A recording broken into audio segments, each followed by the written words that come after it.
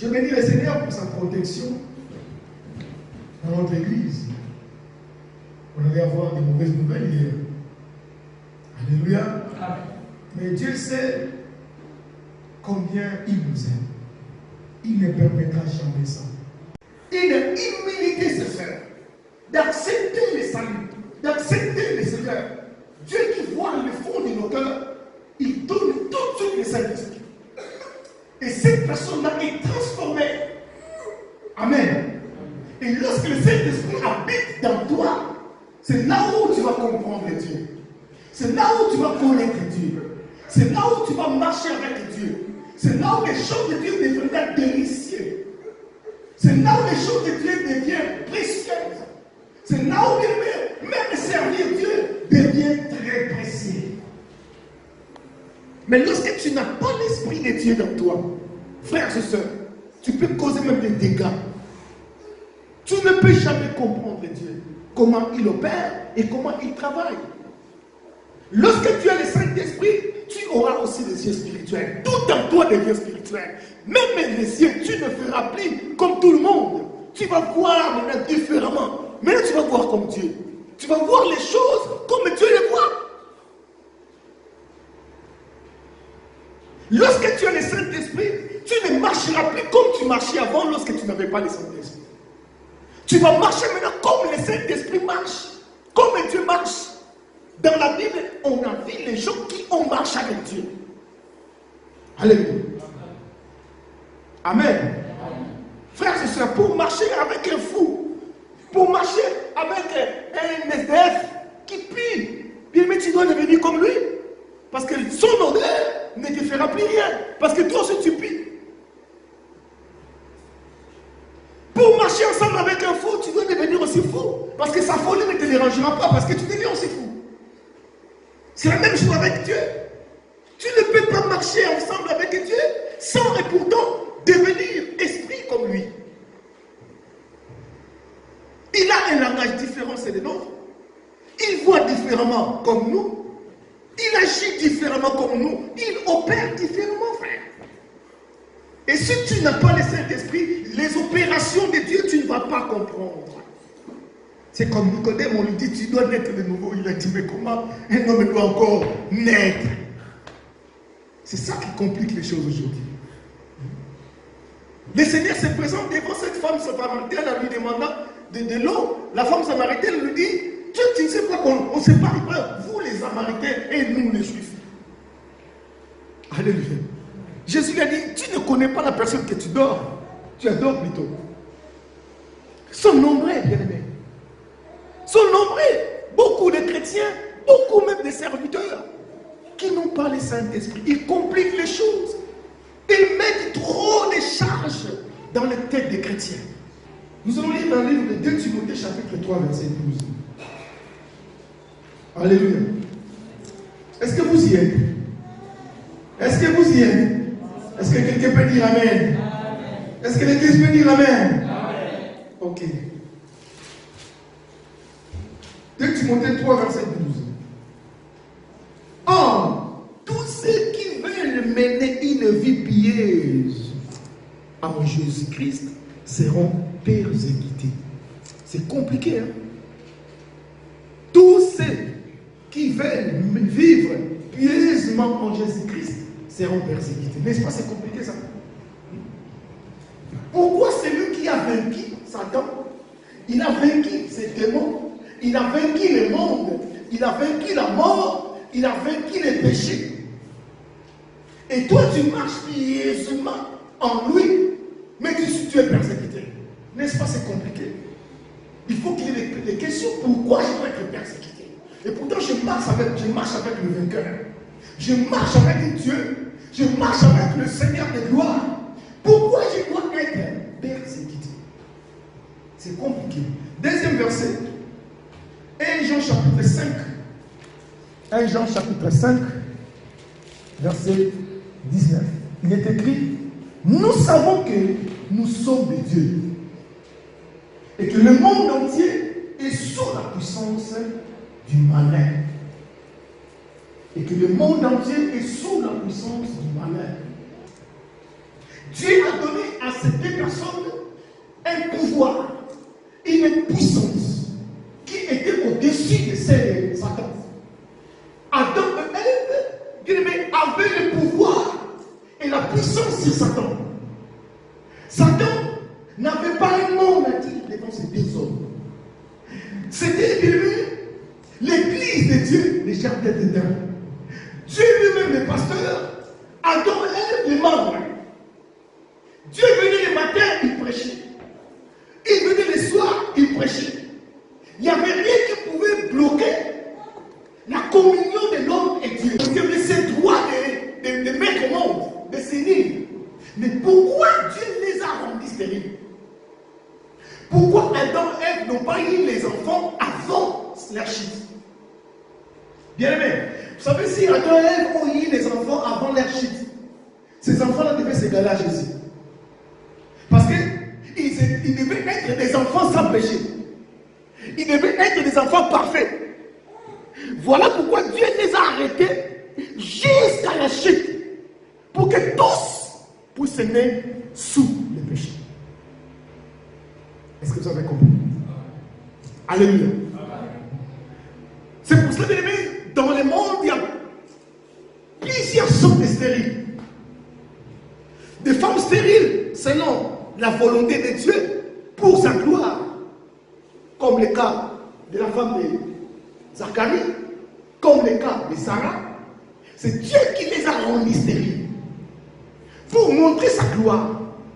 Il devait leur donner des enfants. Mais ces enfants-là ne devaient pas naître dans le temps où il demandait des enfants. Ces enfants devaient naître dans le temps où Dieu a voulu. C'est la même chose aussi, ce que nous demandons à Dieu. Dieu nous donne ce qu'on désire selon un temps que Dieu veut. Voilà pourquoi, dans toutes nos prières, nous devons toujours demander la volonté de Dieu. Lorsque vous demandez quelque chose à Dieu, soit le mariage, soit le papier même, soit la guérison, quel que soit, si tu es l'enfant de Dieu et que tu as besoin de quelque chose, n'oublie pas de demander la volonté de Dieu à la fin. Parce que le temps de Dieu est précieux. Il est plus précieux que notre temps. Alléluia. Il y a aussi des stériles humains que Satan a jeté le sort. Que les esprits mauvais ont jeté le sort. Que les sorciers, les magiciens ont jeté le sort. Ils les ont bloqués. Ils ne peuvent jamais mettre au monde. Alléluia. Dieu a rendu Adam et Ève stériles. Et pourtant, c'est lui qui les a dit, soyez féconds. Multipliez-vous. Alléluia. C'est là qui sont bloqués par Satan, stérilisés par Satan, rendus stériles plutôt par Satan, par les démons, par les sorciers. S'ils viennent au Seigneur, s'ils se convertissent de tout cœur, bien même, ils auront des enfants. Alléluia.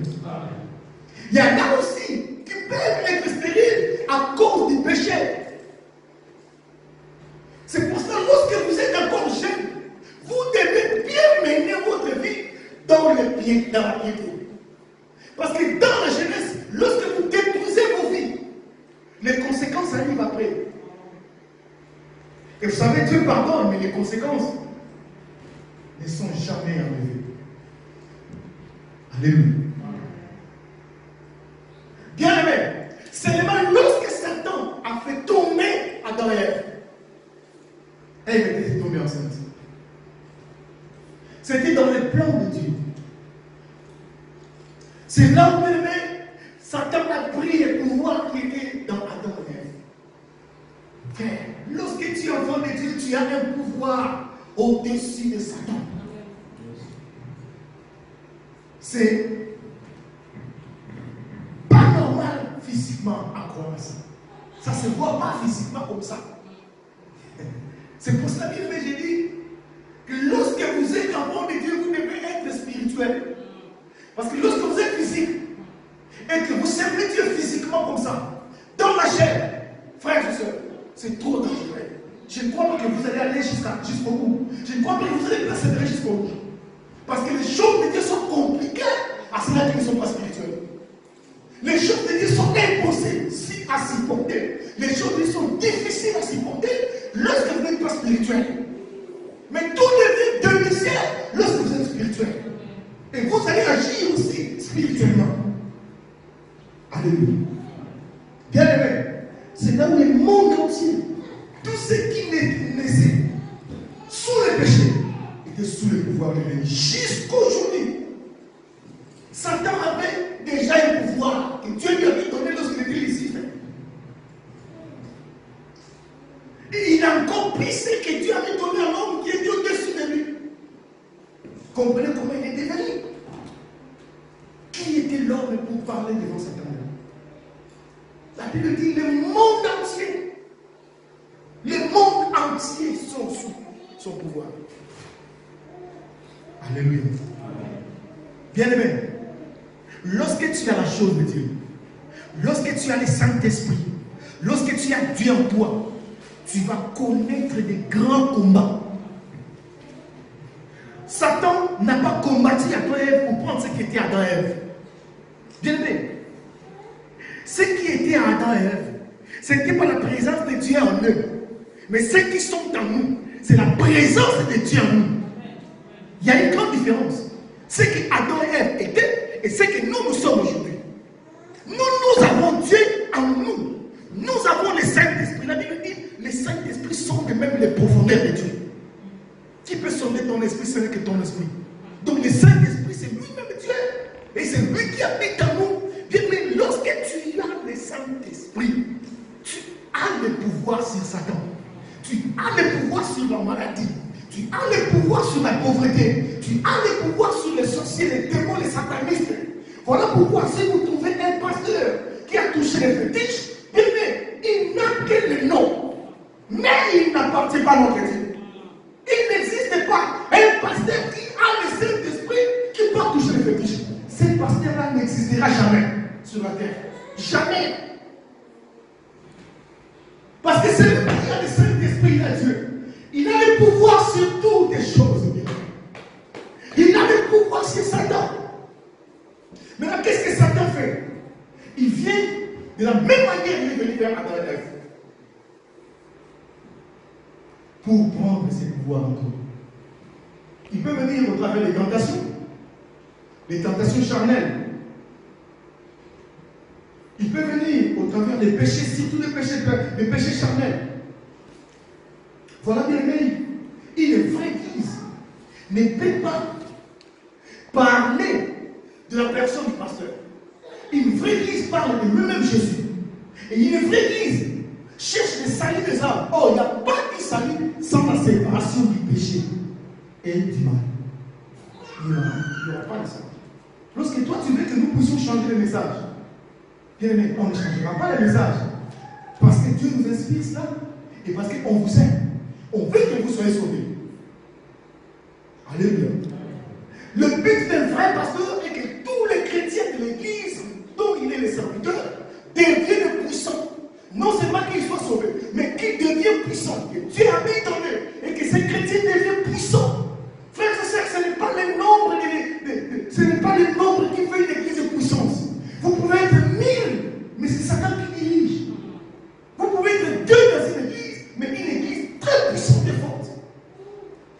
Que Satan n'arrive même pas à tuer un chrétien. Alléluia. Lorsque vous n'avez pas le Saint-Esprit, frère, vous allez voir une grande église là où il y aura plusieurs personnes, là où il y a plein de personnes. Mais lorsque vous avez le Saint-Esprit, vous allez voir comme Dieu voit les églises. Vous allez voir les pasteurs comme Dieu les voit. Nous ne sommes pas les pasteurs parce que les gens nous appellent les pasteurs. Mais nous sommes serviteurs de la manière que Dieu nous voit et de la manière que Dieu nous appelle. Alléluia. Bien aimé, en aucune seconde, Dieu va commencer à travailler comme nous travaillons, comme les hommes. En aucune seconde, Dieu va commencer à opérer comme les hommes. Alléluia. La Bible dit, nous sommes des dieux. Ils sont tous ensemble. Le monde entier est sous pouvoir, sous la puissance de l'ennemi. Lorsque Jésus est venu, il est venu pour nous mettre hors de ce monde. Il est venu pour te mettre hors du monde. Les églises locales sont implantées par Dieu au travers des hommes. Ont comme objectif, comme la nôtre aussi, de mettre les hommes hors du monde. Comme tu es là, frère et soeur, l'église et bon pâturage a comme mission de te mettre hors du monde pour que tu ne sois plus sous la puissance de Satan. Laissez-moi vous dire, il y a deux descendances. Il y a la descendance, bien aimé, de l'ennemi, et il y a la descendance de Christ Jésus. La descendance de l'ennemi, elle est incapable d'obéir à Christ. Elle est incapable de faire sa volonté. Elle est incapable de le servir.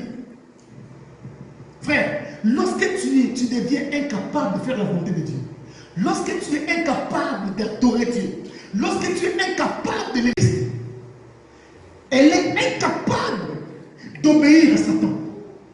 Elle est incapable de faire la volonté du monde. Vous allez voir, l'ennemi, il va détester toutes les œuvres maléfiques de l'ennemi. Bien aimé, la descendance de l'ennemi dans les églises, ils sont mal à l'aise. Ils regardent la montre et la prédication dure.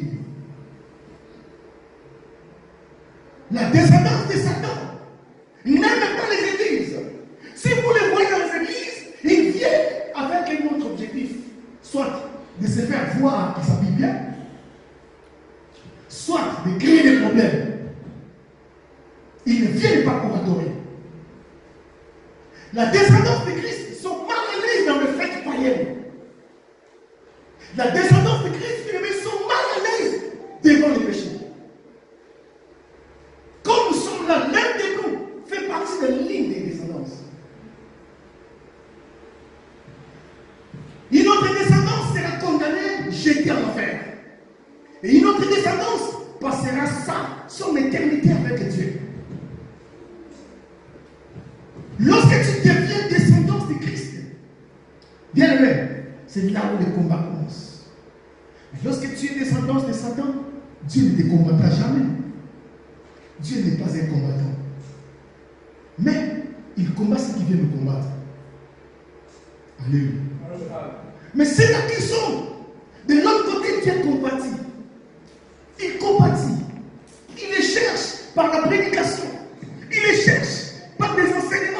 Il les cherche dans les églises. Partout, Dieu parle. Pour que ceux-là qui sont de l'autre côté de l'ennemi, du ténèbre, pour se réveiller et comprendre que Satan vous mente. Satan vous trompe. Depuis qu'il a été créé jusqu'à son départ en enfer, il ne dira jamais la vérité. Tout ce qu'il est en train de dire, il a fait ça à Adam et Ève. Tout ce qu'il est en train de te pousser à faire, il a fait la même chose à Adam et Ève. Fais ça, tu deviendras comme. Fais ça, tu deviendras comme. Tu ne mourras pas. Au contraire, tu deviens bien aimé. On a vécu toutes ces tentations. De quelle descendance es-tu? Ne vous étonnez pas.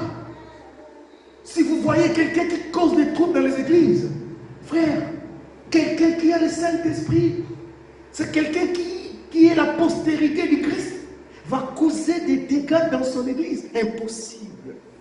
Il est incapable de faire ça. Jamais. Vous allez le voir humble dans l'église. Aimant la parole, adorer le Seigneur, craindre Dieu, obéir à Dieu, faire sa volonté. Bien aimé, il sera combattu. Alléluia. Alléluia. Amen. Comment Dieu travaille, bien aimé? Nous allons lire Exode 14, 14. L'Éternel combattra pour vous, comme je l'ai dit. Dieu ne combat pas les païens. Voilà pourquoi les païens prospèrent. Ils vivent bien. Bien aimé, ce n'est pas l'existence que nous passons sur la terre qui est importante. Mais comment nous allons finir cette existence et où allons passer l'éternité? C'est ça qui est important. C'est ça que tu dois réfléchir à tout moment. Là où la vérité prêchée, bien aimé, c'est qui seront dérangés. Ils seront dérangés. L'Éternel combattra pour vous et vous gardez silence. Qu'est-ce qui s'est passé? Frères et sœurs, lorsque Dieu a vu la souffrance de son peuple, Dieu s'est souvenu de ce qu'il avait dit à ses ancêtres. C'est pour cela, bien aimé dans le Seigneur, tout ce que nous faisons, il agit pour nos enfants. Moi et mon épouse, nous avons compris ça. Voilà pourquoi, bien aimé, depuis qu'on est convertis, on a décidé de ne pas faire le mal aux gens. Parce que tout ce qu'on fait là viendra tout de suite à nos enfants. Viendront tout de suite aux enfants de nos enfants. Le bien d'Abraham, bien aimé, a poussé Dieu à se souvenir à ses enfants qui étaient esclaves en Égypte. Il est parti les libérer. Pourquoi Dieu a permis qu'ils soient là, en prison?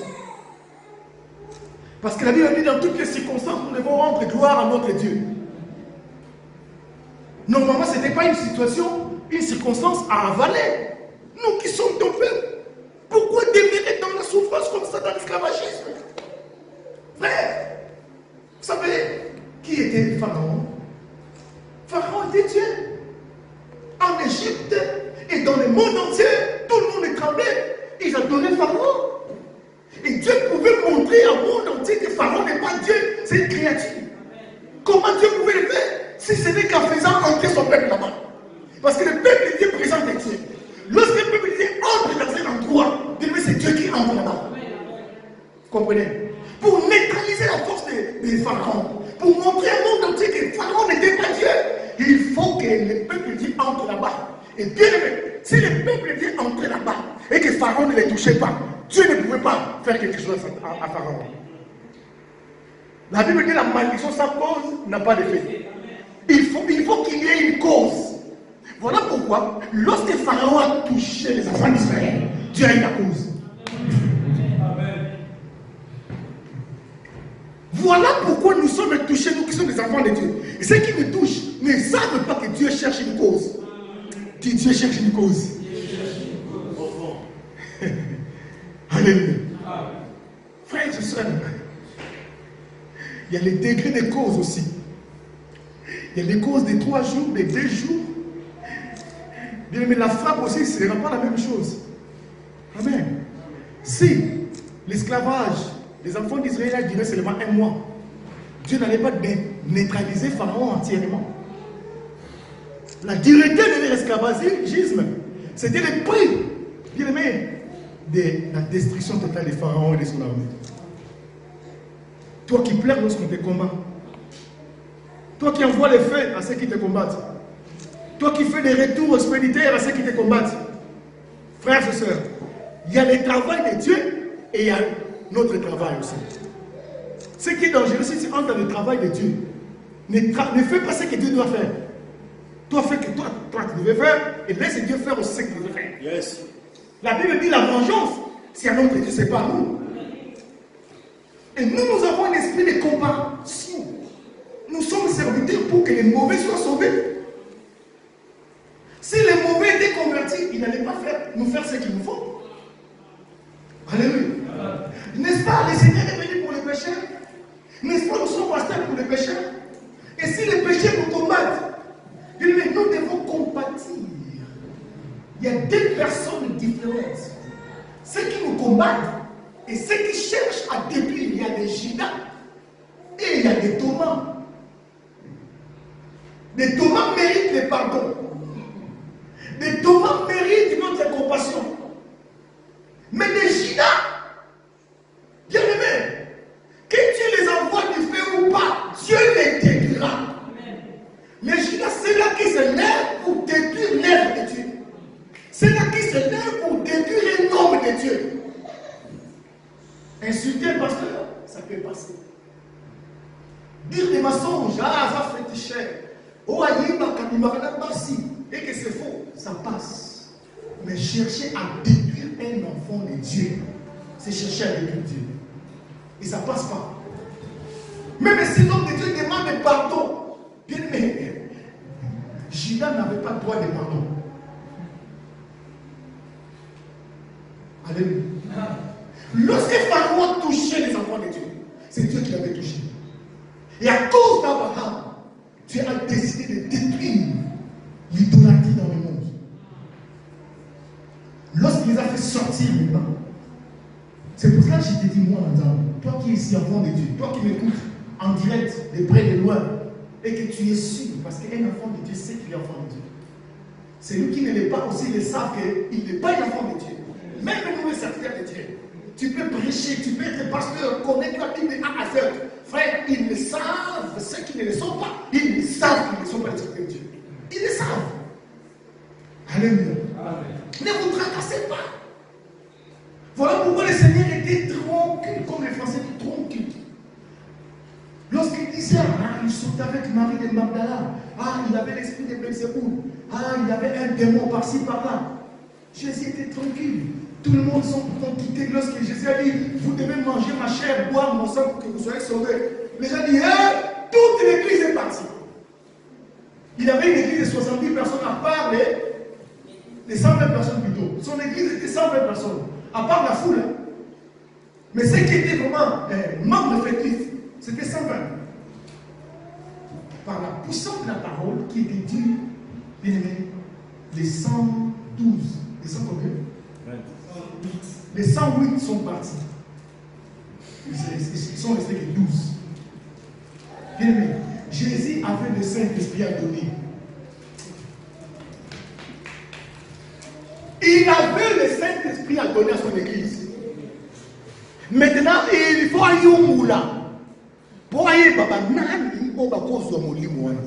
Jésus devait tamiser pour savoir qui devait recevoir ce Saint-Esprit-là. Et il a utilisé par la parole. Parce que c'est la parole qui tamise. Amen. Ce n'est pas les miracles. Les miracles ne tamisent pas. Au contraire, les miracles peuvent faire venir encore de foi à l'église. Les miracles ne tamisent pas. C'est la parole. Voilà pourquoi, là où il y a la parole de Dieu, d'aimer, c'est là où il y a le tamisement. Ceux qui ne sont pas de Dieu sauront qu'ils ne sont pas de Dieu. Vous êtes là pourquoi? Pourquoi vous n'êtes pas partis? Pourquoi vous restez là jusqu'aujourd'hui? Parce que Satan a dit que cette église va se fermer. Et ça c'est son souhait. Que tu viennes de prier, mais vous savez, beaucoup de membres de l'église Bon Pâturage ne supporteront plus prier dans une autre église ici à Metz. Ils ne sauront pas. Satan sait que si cette église est fermée, il y aura un grand malheur dans la vie.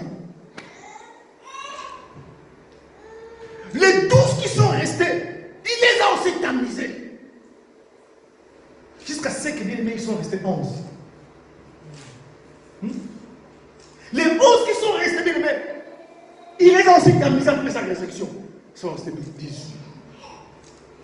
Et c'est eux qui ont reçu. Tu ne recevras jamais ce que tu veux que Dieu te donne si tu n'es pas tamisé.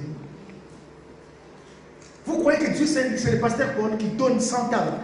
Mais Dieu donne en regardant. Profond. Alléluia. Parce qu'aujourd'hui, nous les pasteurs, nous avons peur. On est même devenus comme des esclaves, des chrétiens, parce que les pasteurs ont peur que les chrétiens fuient. Alors tout ce que les chrétiens demandent, ils le font. Mais Dieu, ce n'est pas le cas. Dieu donne en regardant. Alléluia. Lorsqu'ils sont sortis de l'esclavagisme, avec la conduite de Moïse devant, il y a toujours un homme que Dieu met devant son peuple. Il y a toujours un homme bien-aimé. En suivant l'homme que Dieu place devant les hommes, c'est ainsi que les hommes auront ce que Dieu a préparé pour eux. Ils ont suivi Moïse. Et du coup, ils sont arrêtés devant la mer Rouge. Si c'était les hommes, ils allaient rester là jusqu'à ce qu'ils vont commencer à construire des ponts. Je ne sais pas ces ponts-là allaient faire combien de temps pour qu'ils traversent. Ça, c'est les hommes. Vous êtes d'accord avec moi? Soit faire construire des bateaux pour traverser. Et pourtant, Pharaon et son armée puissante étaient déjà derrière le peuple des yeux. Quel temps allait faire? Ça, c'est les hommes. Regardez comment les hommes travaillent. Nous devons faire des bateaux. Nous devons construire des ponts pour traverser. Voilà pourquoi Dieu dit malheur à l'homme qui se confie à l'homme. Parce que la manière que l'homme travaille portera le malheur dans ta vie. Beaucoup ont des malheurs parce qu'ils se sont confiés aux hommes. On est se confier en Dieu. Or, se confier à Dieu, il faut être spirituel. Sans l'Esprit de Dieu, tu ne peux pas te confier à Dieu. Impossible, frère et soeur. Chose impossible. Parce que Dieu est compliqué dans sa divinité. Il faut être spirituel. Il faut voir l'Esprit pour comprendre Dieu, comment il travaille. Il faut fabriquer des ponts. Il faut faire venir des bateaux. Mais lorsque Dieu est venu, il a dit gardez silence. Je combattrai pour vous. N'importe quoi. À quelqu'un qui n'a pas le Saint-Esprit, il dira ce que je viens de dire. N'importe quoi. On a besoin de la solution. Lui, il donne la parole. Et quelles sont les paroles? On n'a pas des armes. Comment nous allons combattre celui qui a des armes, des chars de combat, des chevaux? Dieu ne travaille pas comme les hommes et il n'opère pas aussi comme nous. C'est toi qui pousses Dieu à travailler comme nous. Tu veux que Dieu opère comme toi. Ça ne marchera pas. Voilà pourquoi beaucoup abandonnent la foi. Parce qu'il a poussé Dieu à opérer comme lui il veut. Alléluia.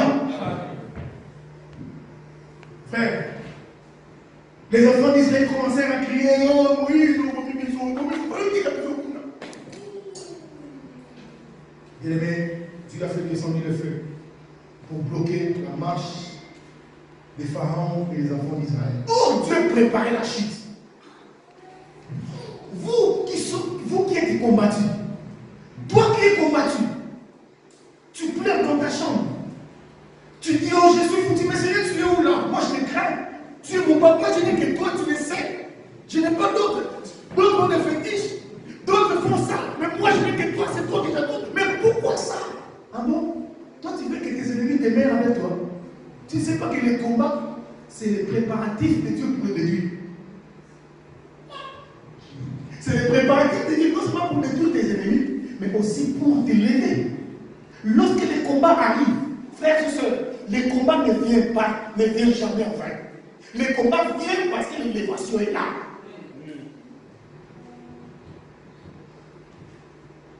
Qu'est-ce que j'ai dit? Les combats viennent parce que l'élévation est là.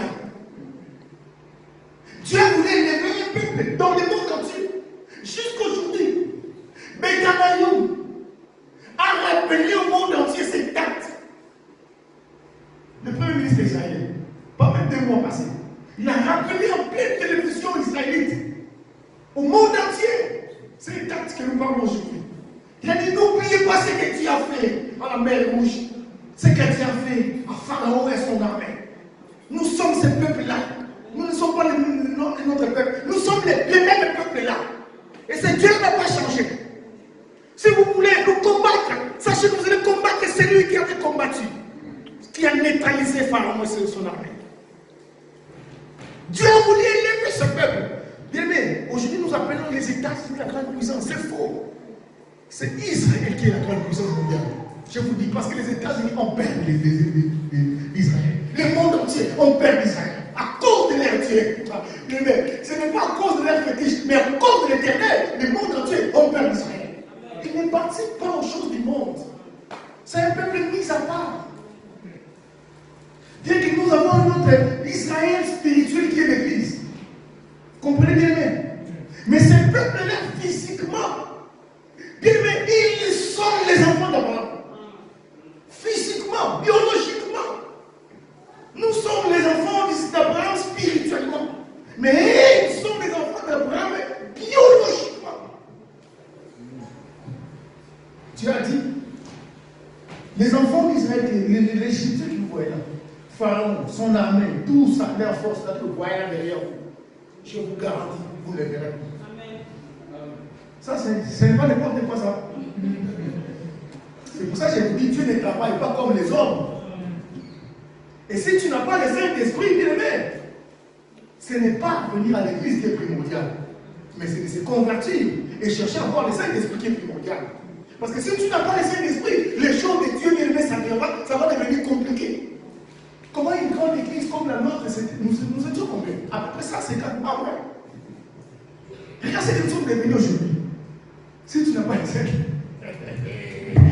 c'est bon. Alléluia. Est-ce que tu peux tourner les caméras pour voir un peu les nombres? Fais voir un peu le nombre au peuple de Dieu. Fais voir l'évangile. Filme un peu les faits. Une église de 150 membres connectés. Regarde le nombre que nous sommes devenus. Il y a des chrétiens qui veulent prier dans une église là où il y a la foule.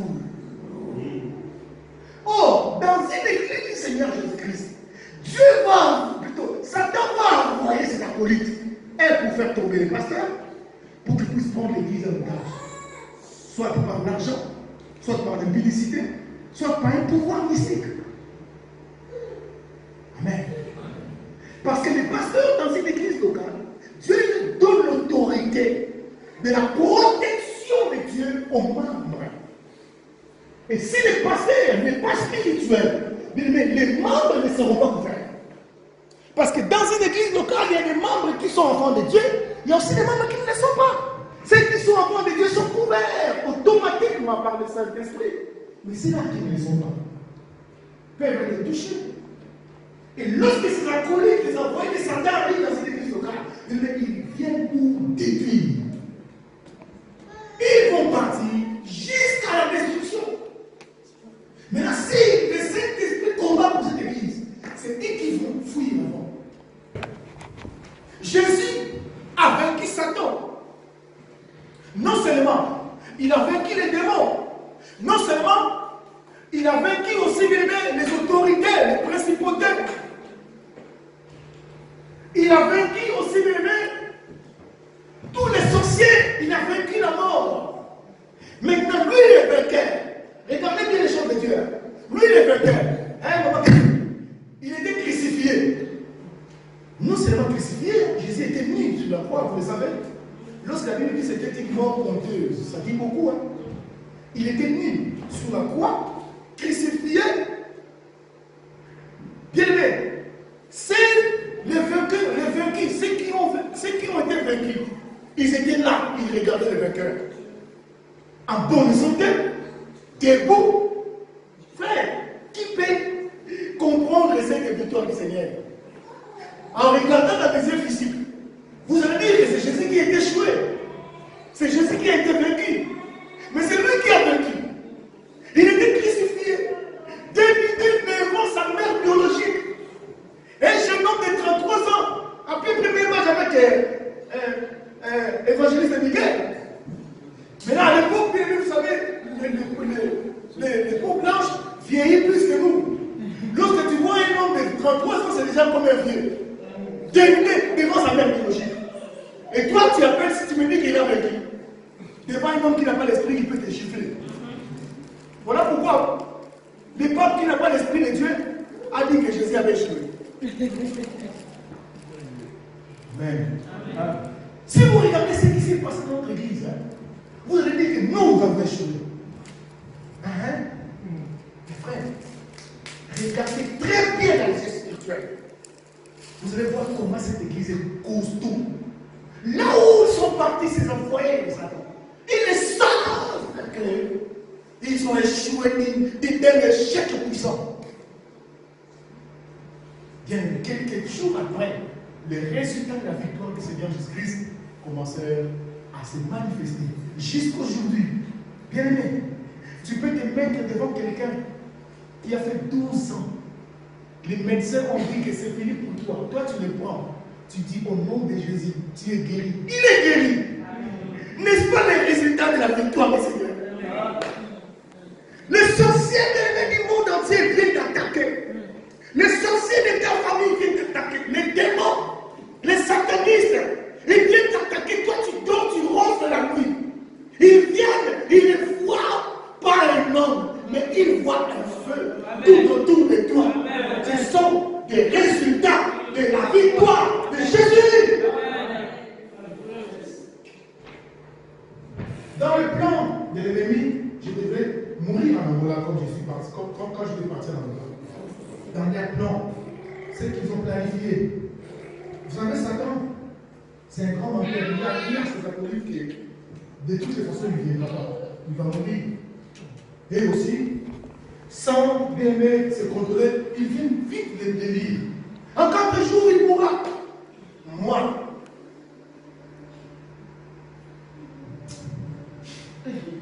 Bien-aimé dans le Seigneur. Le Seigneur a dit Paul, lorsque tu étais encore païen, je t'ai protégé devant les sorciers, devant Satan, devant les démons. C'est seulement aujourd'hui que tu es mon enfant, mon serviteur, que je vais laisser ces gens-là te toucher. Ma bobo. Alléluia.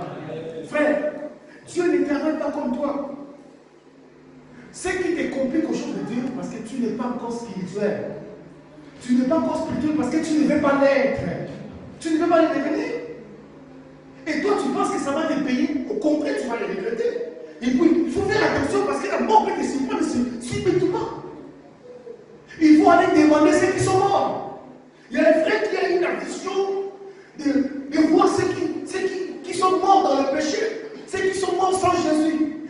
Il a dit, lorsqu'on le met sur le cercueil pour aller nous enterrer, il reste sur le cercueil.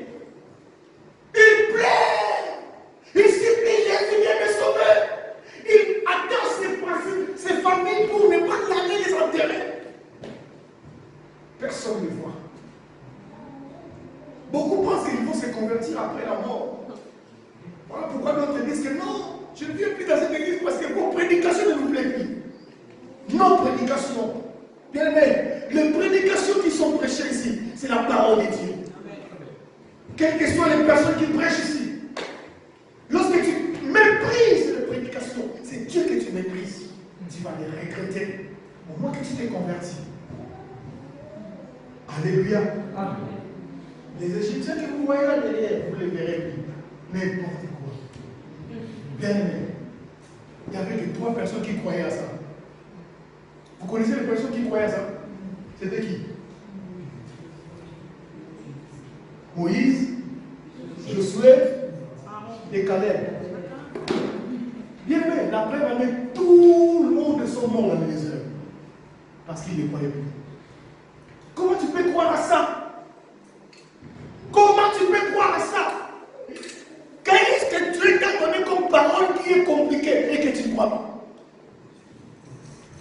Et vous êtes là, vous êtes compris que Dieu vous a donné des paroles, des promesses, mais vous ne croyez pas. Parce que ce que Dieu vous a dit, Dieu est compliqué, ça ne concorde pas ce que vous traversez. Dieu ne travaille pas comme les autres. Comment ils vont aller où? On n'a pas de bombes pour jeter sur les Égyptiens pour qu'ils puissent mourir. Qu'est-ce que ce Dieu-là va faire? Il y a un hébreu qui est parti dans les camps des Syriens. Les lépreux, ils ont dit non. Nous allons aller demander à manger là-bas. De toutes les façons, si on reste ici, on va mourir. Si on part là-bas aussi, on va mourir. Regardez. Avant cela, Dieu avait prophétisé que c'était à l'époque où il y avait la famille, où les gens se mangeaient. Ils mangeaient leurs enfants comme la famille. Il prophétisait bien. Dieu dit en ce moment où il y avait la famille.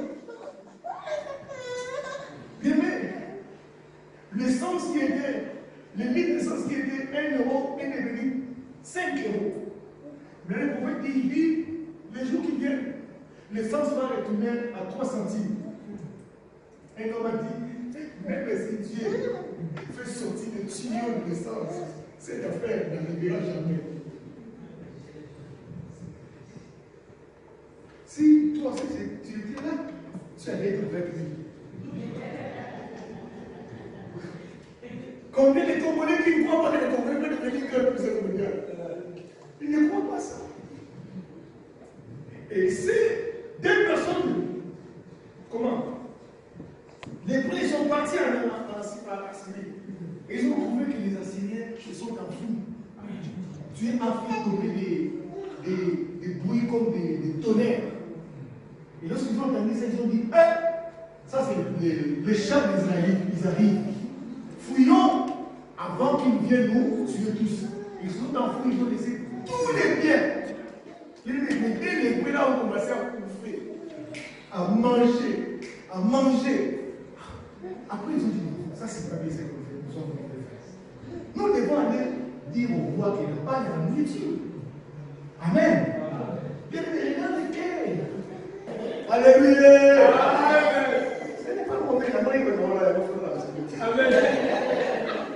Alléluia.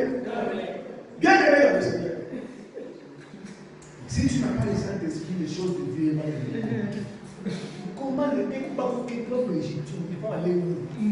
Ils vont aller où ces Égyptiens que nous voyons là?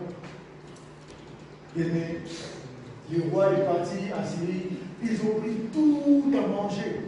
La parole de s'est accomplie exactement comme Dieu l'avait annoncé. Ils ont acheté les copes, les boîtes, la farine, de la manière que Dieu avait parlé. Et c'est lui qui avait douté. Il était mort avant. Il n'a pas profité de ça. Lorsqu'on doute la parole de Dieu, tu vivras la gloire de Dieu, mais tu ne vas pas les profiter. Dieu n'est pas un homme, ni makaka. En des eaux compliquées, ni makaka. Et puis il est capé dans le monde, alléluia. Bien aimé, ils étaient surpris lorsque les gens cherchaient de faire, de voir pour faire répondre. Dieu a soufflé un vent du matin au soir. Et la mer s'est divisée en deux parties. Il y a une route qui s'est faite au milieu de la mer. Et les peuples ont traversé. Mais ils pensaient à tout sauf à ce que Dieu pensait. Toi, tu penses, tu as mis toutes les pensées de ta délivrance selon toi. Et tu vois que toutes les portes sont fermées dans tout ce que toi tu as pensé. Et tu mets fin. Or, Dieu a une porte que toi tu n'imagines même pas. C'est pour ça, fais-lui confiance. Tu ne travailles pas comme les hommes. Alléluia. Tu regardes eux. Où est le bon passage? Ah non. Ils nous suivent dans les images. Ils comptent les chrétiens. Les autres, ils sont à 10. Les autres, ils sont à 20. Et ils sont à 10. Ils sont à 9. Vraiment, là où les gens se réunissent, partagent le pain, partagent la parole de Dieu, adorent leur Dieu, vous désirez que ça se fasse. Frère, même les sorciers ne vont pas penser comme ça. Je ne crois pas que Satan peut penser comme ça. Donc, vous comprenez que ces gens sont plus que Satan. Amen. Bien-aimés dans le Seigneur, les chrétiens, vous devez savoir, lorsque vous n'avez pas une église, lorsque vous ne fréquentez pas une église, là où la parole de Dieu est prêchée, vous êtes foutus. Les chrétiens doivent savoir protéger leurs églises. Les chrétiens doivent savoir maintenir leurs églises. Les chrétiens doivent être fidèles à leur église. Parce que si les chrétiens ne sont pas fidèles à leur église, c'est impossible d'être fidèle à Dieu. La fidélité de Dieu que tu montres, si tu n'es pas fidèle à ton pasteur, à ton église, à ton frère, à ta femme, à ton mari, à ta soeur, la fidélité que tu montres à Dieu, c'est Dieu. Amen. Ils ont traversé. Et lorsqu'ils ont traversé, les enfants d'Israël aussi, et les Égyptiens aussi sont entrés. Regarde les gens. Regarde les gens comme ça. Qui les a dit que la route là a été faite pour eux? Comment quelle audace qu'ils ont eu d'entrer dans une route qui n'est pas les siennes. Hein? Dans une route qui n'est pas la sienne. Mais ils sont entrés dans une route que Dieu a planifiée pour son peuple. Ce que Dieu a planifié pour toi restera pour toi. Amen. Tu regardes la gloire de l'autre, tu envies la gloire de l'autre, tu veux faire un tour au point de l'empoisonner pour recevoir cette gloire. Bien, mais cette gloire n'est pas pour toi, c'est pour lui ou aussi pour elle. Bien aimé, l'eau est abondie. Le dernier groupe d'Israël, lorsqu'ils sont sortis, lorsqu'ils sont regardés derrière, il n'y avait ni pharaon, ni égyptien, ni cheval. Dieu a accompli sa parole. Dieu, c'est un Dieu qui accomplit sa parole. Ce que Dieu a dit, il va le faire. Dans ta vie, dans notre église, il va l'accomplir. Quelles que soient les circonstances que tu traverses, Dieu ne regarde pas les circonstances parce qu'il est au-dessus de toutes les circonstances. Les disciples ont dit, quel est cet homme, même les vents lui obéissent. Pour finir, David et Goliath. Regarde cette audace que David a eue d'aller dire au roi, ce qu'il faisait lorsqu'il était au village. J'ai beaucoup rigolé la vie de 6 mois. Toi, tu compares les ours que tu tuais à Goliath. Oh, lorsque j'étais au village, lorsque les ours venaient pour avaler les agneaux, j'ai sauté sur eux, je les tuais. David, oh, ça là, ce n'est pas un ours. Il fait reculer tout le monde, ce n'est pas un ours. Mais non, le Dieu qui me donne la force de tuer un ours, c'est le même Dieu qui me donnera la force de tuer ces Philistins. Pas rien. Bien aimé.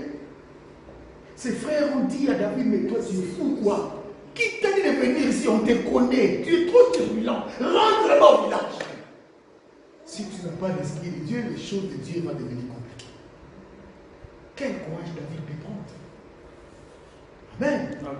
Mais en fait, on a vu que David a tué celui qui faisait reculer toute une armée. Alléluia. Bien aimé dans le Seigneur. L'histoire des Job. L'histoire des Job. Tous les jours, il priait que Dieu puisse pardonner à ses enfants. L'homme intègre qui venait au secours des pauvres, qui aidait les gens. Tout le monde lui-même avait des styles pour Job. Mais c'est lui qui a été frappé. Les gens disent Job, Dieu ne frappe pas injuste comme ça. Oye, il camloba. Bien aimé, il faut être sûr de toi. Job me disait, je sais que mon Rédempteur est vivant. C'est ce qui est important pour moi. Vous pouvez dire tout ce que vous voulez dire, mais vous allez voir, lorsque mon Rédempteur se lèvera, vous reviendrez ici, vous allez changer vos discours. Et Job, nous ne sommes pas des enfants. L'autre disait même, je perds même le temps de parler avec ceux-là. Mais toi, tu sont plus âgés que toi. Toi, tu penses quoi? Dieu peut faire comme ça, il est juste. Job, confesse. C'est Dieu. Il a dit à Satan, touche-le. Tu vas voir, il ne va pas me réunir. Mais ne touche pas son âme. Dieu peut toucher ta vie, enfant de Dieu. Dieu peut toucher son église. Pourquoi il se persévère? Mais pourquoi Seigneur ça dans ma vie? Pourquoi ça? Bien aimé, l'élévation de Job était plus grande que ce qu'il était avant. Alléluia. Les choses de Dieu sont compliquées. Toi qui pleures, parce que tu ne comprends pas ce que Dieu fait dans ta vie. Lorsque nous étions encore de nouveaux ministres de Dieu, avec mon épouse, je vais finir par là. Dieu nous a fait passer dans des feux très durs. Frères et sœurs, écoutez très bien. Lorsque vous me voyez aimer beaucoup ma femme, parler beaucoup d'elle, j'ai beaucoup de raisons. Là où Dieu m'a fait passer, je ne sais pas quelle femme peut supporter ça. Une femme de la nature n'aime pas la souffrance. Une femme de la nature n'aime pas la souffrance. Surtout une femme qui n'a jamais connu la souffrance dans sa vie. Il a vécu le bonheur, la richesse, il est vit très riche. Maintenant, à cause de toi, elle souffre d'une souffrance humiliante. Mais à aucune seconde, elle m'a manqué de respect. Et j'ai regardé tout ça, ça pénétrait dans ma tête. Ça gravait. J'ai dit, elle mérite la gloire. Lorsque Dieu nous faisait passer dans des étapes pareilles, on se pose des questions. Seigneur, est-ce que tu nous connais? Alléluia. Bien aimé dans le Seigneur, Dieu te connaît. Ce qui est important pour toi, de s'attacher à lui, d'être fidèle, de savoir qu'il n'est pas un homme comme toi. Il n'est pas comme ton père. Il n'est pas comme le roi ou il est président de ton pays. Dieu est Dieu, il contrôle tout. Et c'est lui qui est ton papa. Tu vois? Il ne va pas te laisser. Un enfant de Dieu. La Bible dit, il est écrit, le Messie doit souffrir avant d'entrer dans sa gloire. Frères et sœurs, la gloire ne vient jamais précédemment. Mais la gloire vient après. C'est la souffrance qui précède la gloire. Parce que la souffrance est momentanément, mais la gloire est éternelle. Ça touche les enfants de nos enfants et nos enfants. Voilà, ça ne peut pas rester la souffrance. Parce que si la souffrance, plutôt, ça ne peut pas rester la souffrance. Si la gloire précède la souffrance est éternelle.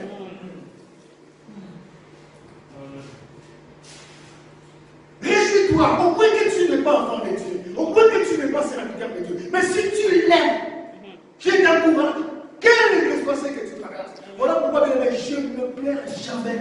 Tout ce qui m'arrive, tout ce qui nous arrive, tout ce qui arrive à l'église, Dieu est témoin.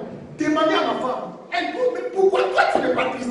Beaucoup de pasteurs, lorsque l'église ne marche pas, ils pleurent. Moi je dis, ce n'est pas mon église. Pourquoi je vais pleurer? Je sais que tout ce que ce Dieu fait, il le fait avec des raisons. Ce que moi je vais attendre, les résultats de ce qui se passe. Regardez, nous allons prier. Attends les résultats de ce qui se passe dans ta vie. Toi qui souffres, toi qui traverses des temps difficiles, attends les résultats de ce que tu traverses. Il y aura les résultats. Le résultat de la souffrance de Christ. Tous devaient passer par lui avant de voir le Père. Les résultats de sa souffrance, bien aimé, c'est notre salut. Nous allons nous mettre debout, nous allons prier. Toi qui n'as pas l'Esprit de Dieu, toi qui as encore la descendance de l'ennemi, Dieu t'appelle ce soir par amour. Abandonne. Détruis les pactes que tu as signés avec l'ennemi. Convertis-toi ce soir, sinon ça sera trop tard, tu vas regretter, ça sera